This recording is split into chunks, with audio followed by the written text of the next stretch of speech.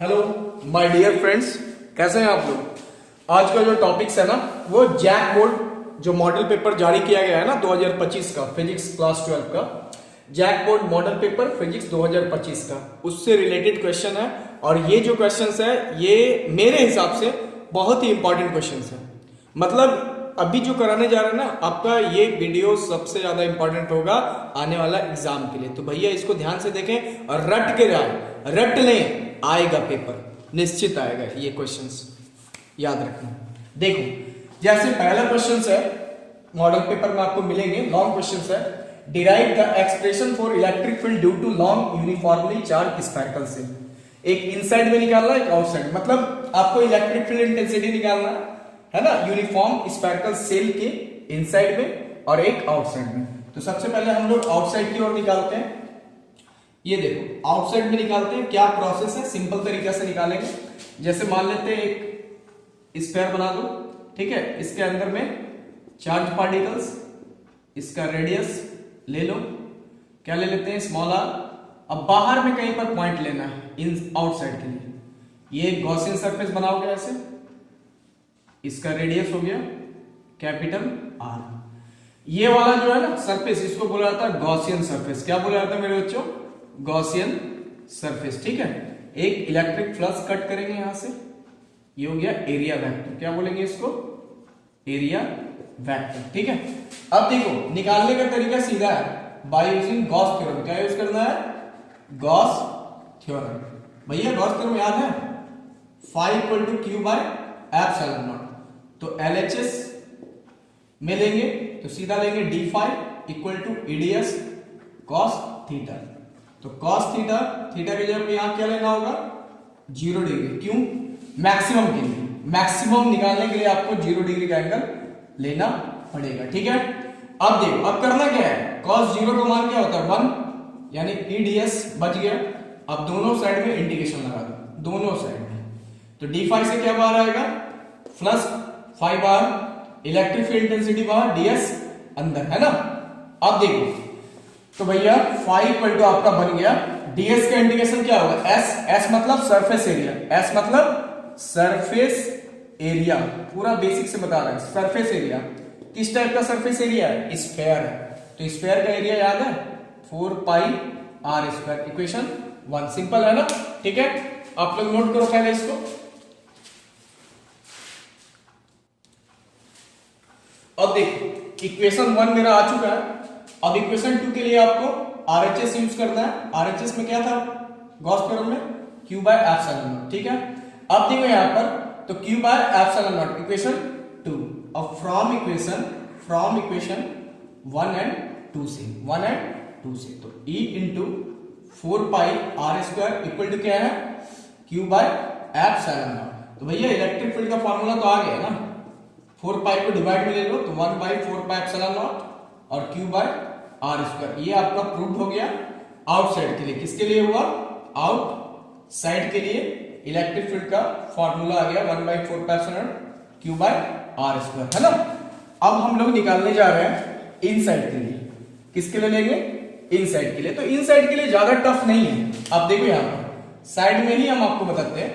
अगर आप इनसाइड में निकालना चाहोगे, इनसाइड द स्फीयर, ठीक है, तो कुछ करना नहीं है। सबसे पहले इनसाइड मतलब स्फीयर का इनसाइड में निकालना तो चार्ज कांस्टेंट होता है। तो सीधा लिखेंगे यहां पर कि net charge remain constant, net charge remain constant मतलब Q इक्वल टू 0।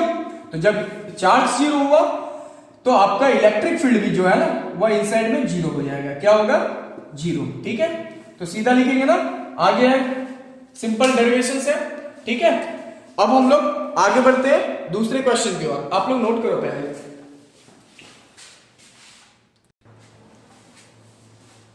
देखो अब स्क्रीन पर जो अगला क्वेश्चन है वो है what is Wheatstone bridge, establish the formula of balance Wheatstone bridge. ये लॉन्ग क्वेश्चंस में आया हुआ है, मॉडल पेपर में है भी, ठीक है। सबसे पहला पॉइंट तो हम आप लोग को ये बता देते हैं, ये भी इंपॉर्टेंट क्वेश्चन है।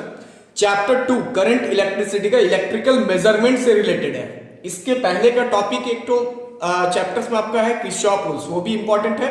और ये भी देखते हैं व्हीटस्टोन ब्रिज एक्चुअल में होता क्या है? बैलेंस व्हीटस्टोन ब्रिज एक इलेक्ट्रिकल मेजरमेंट डिवाइस होता है जिससे हम लोग मेजरमेंट करते हैं अननोन रेसिस्टेंस को।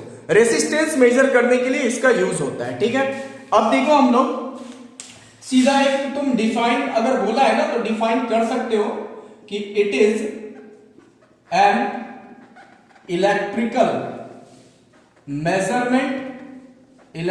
मेजरमेंट डिवाइस, ऐसे बोल दो कि which is used to measure the unknown resistance, बस ये काम हो जाएगा, है ना, कि this device is called Wheatstone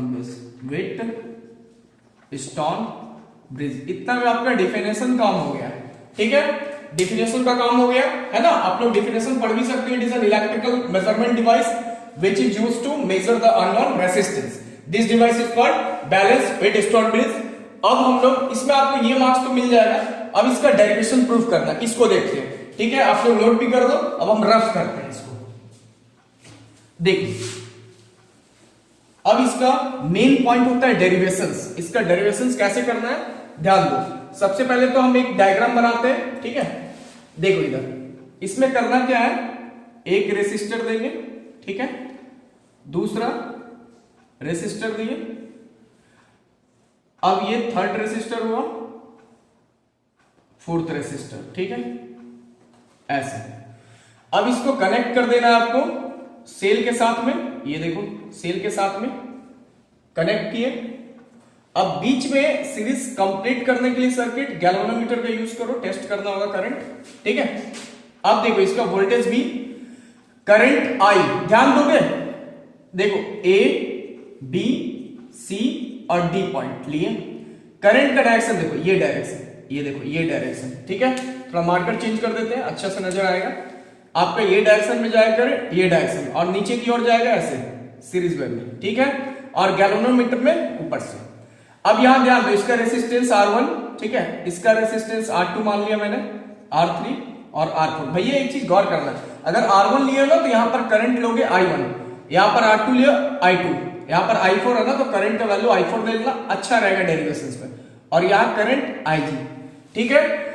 अब देखो यहां पर दो सर्किट मेनली बन रहा है, एक सर्किट 1 एक सर्किट 2। बहुत इजी डेरिवेशंस है, ध्यान दो।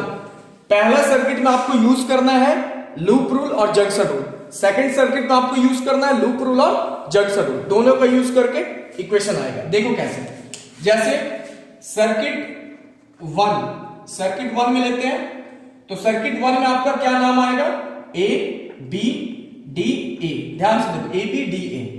अब इसमें यूज करेंगे पहला बाय यूजिंग जंक्शन रूल। क्या यूज करने जा रहे हैं बच्चे, जंक्शन रूल। भैया जंक्शन रूल क्या होता है, याद है कि टोटल करंट का वैल्यू जीरो होना, total incoming current meet at node is equal to zero.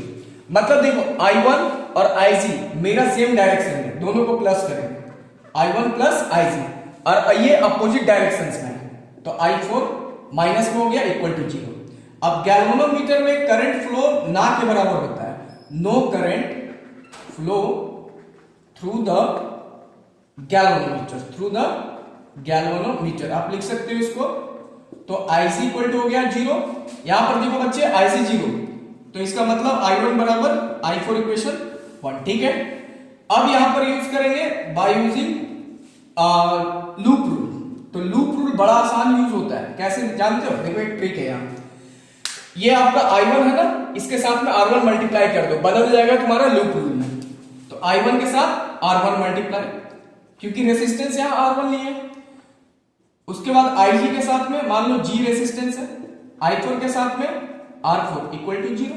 अब IG जीरो आपका होगा ना, IG जीरो, तो इसका मतलब I1 R1 माइनस उधर भेजोगे ना तो I4 R4, ठीक है। अब यहां पर ध्यान दो, इक्वेशन बनता है I1 बटे I4 इक्वल टू R4 बटे R1, इक्वेशन 2। बात समझ में आया, दो इक्वेशन मेरा बन चुका है ना। अब थोड़ा हम इसको रफ करते हैं, आप लोग नोट भी करो इसको।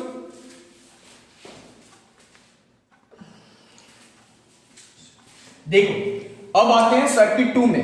फिर उसी तरह करने जा रहे हैं सर्किट 2, यूज करेंगे जंक्शन रूल। क्या यूज करेंगे बच्चे मेरे?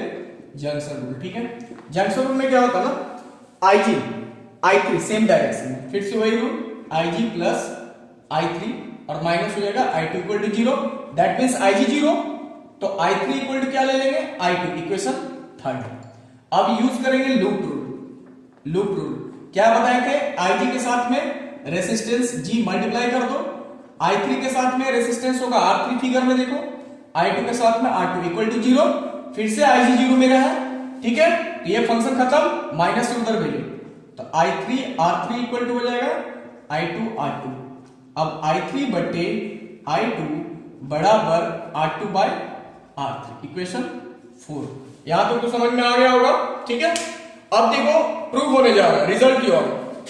कंबाइन करो इक्वेशन 1 2 3 एंड 4 से। तो ध्यान दोगे इक्वेशन 1 में आपका क्या आया था? इक्वेशन 1 में था आपका I1 इक्वल टू I4 और इक्वेशन 2 में था I1 बटे I4। तो I1 I4 दोनों को कैंसिल करना है, 1 आएगा तो आपके पास बचेगा कितना? R4 bye R1 equal to, अब इसमें देखो I3 I2 ये दोनों इक्वल है ना, तो ये दोनों कैंसिल होगा आपस में, तो बचेगा R2 बाय R3। ठीक है, अब देखो यहां पर, अब इसको तुम क्रॉस कर सकते हो तो R4 bye R1 equal to R4 bye R2 है ना, सॉरी, और R1 ऊपर भेज दो तो R1 बटे R3, आपका इक्वेशन प्रूव्ड हो गया। समझ में आया? Balance Wheatstone based derivation बहुत इजी है, आप लोग इसको नोट भी करो।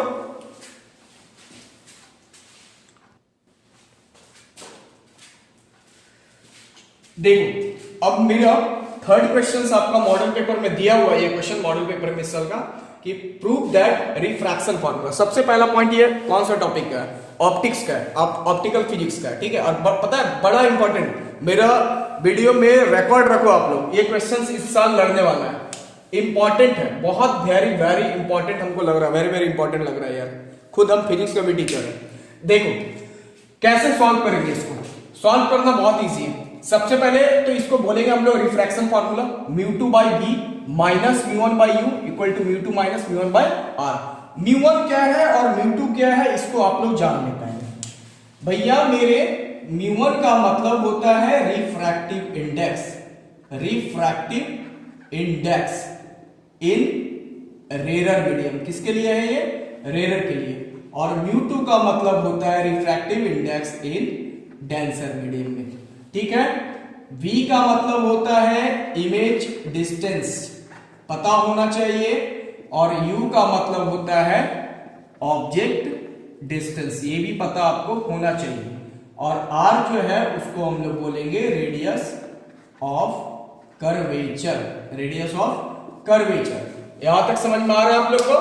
ठीक है, अब इसको डिराइव करने के लिए कॉन्वेक्स लेंस का यूज करना पड़ेगा, कॉन्वेक्स लेंस का यूज करना पड़ेगा। ठीक है, अब देखो सबसे पहले तो डायग्राम बनाएंगे, है ना, कॉन्वेक्स लेंस का यूज करेंगे। देखो कैसे, डायग्राम देखो सबसे पहले,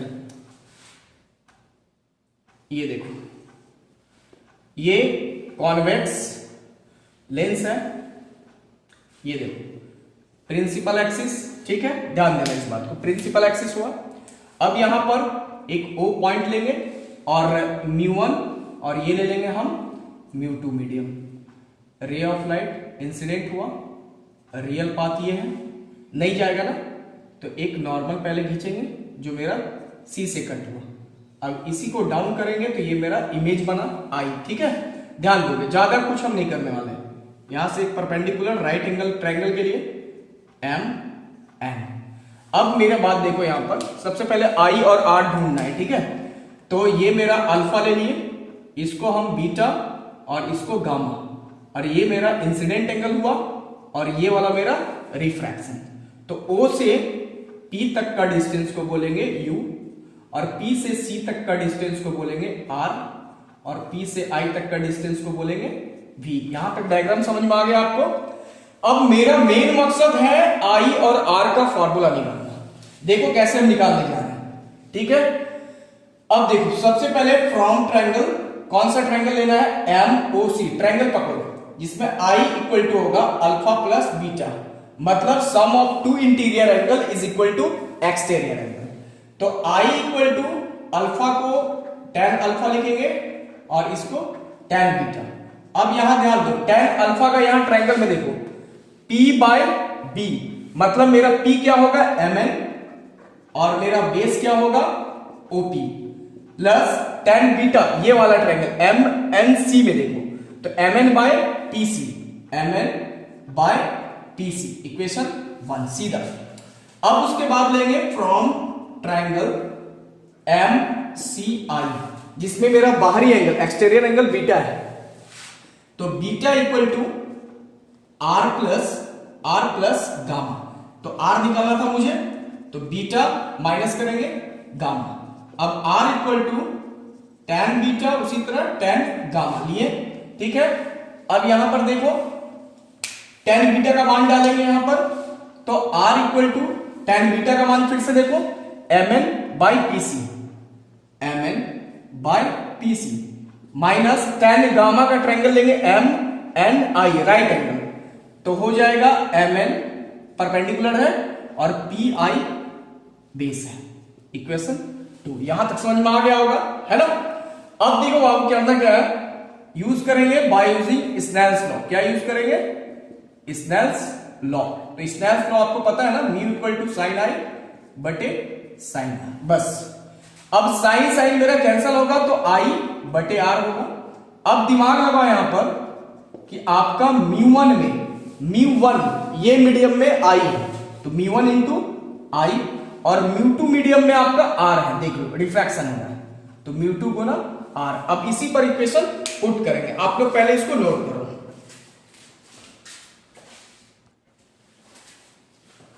देखो अभी हम लोग इक्वेशन आए हुए थे कि mu one into I equal to mu two into R, तो म्यू1 इंटू आई, आई का मान क्या था mn बाय, आई का मान था आपका mn by OP, mn by OP plus mn by PC equal to mu two, R का मान था आपका mn by PC minus mn by PI, बस यहां तक पुट करना है। अब देखो बाबू mn कॉमन आएगा, mn कॉमन आएगा, कैंसिल करेंगे, तो मेरे हिसाब से आपका बचेगा mu one into OP plus mu one by PC, यहां भी म्यू2 से मल्टीप्लाई, mn तो कैंसिल हो गया, mu two by PC minus mu two by PI, ठीक है।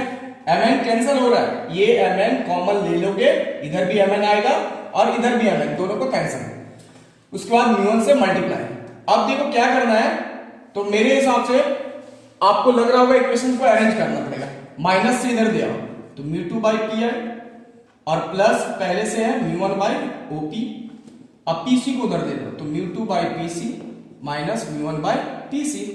अब देखो म्यू2 बाय पीआई, पीआई फिगर में क्या था मेरा v, और ओपी यू, यू मतलब माइनस में होता है ऑब्जेक्ट डिस्टेंस, तो प्लस माइनस माइनस होगा, म्यू1 बाय v और म्यू2 बाय पीसी आर था, और p1 यहां भी पीसी आर। अब मेरा इक्वेशन रिजल्ट आ गया है म्यू2 बाय v माइनस म्यू1 बाय यू ना, सॉरी म्यू1 बाय यू। अब एलसीएम ले लो, म्यू2 माइनस म्यू1 बटे आर, ये आपका इक्वेशन प्रूव हो गया। मेरे हिसाब से आप लोगों को समझ में आ गया होगा। मेरे चैनल्स पर जो भी न्यू स्टूडेंट है वो जरूर सब्सक्राइब करें, ठीक है, और चैनल्स को ज्यादा से ज्यादा लोगों के बीच शेयर करें, जिससे बहुत सारे स्टूडेंट का घर बैठे हेल्प हो पाएगा। 1 महीने के बाद एग्जाम है, ठीक है।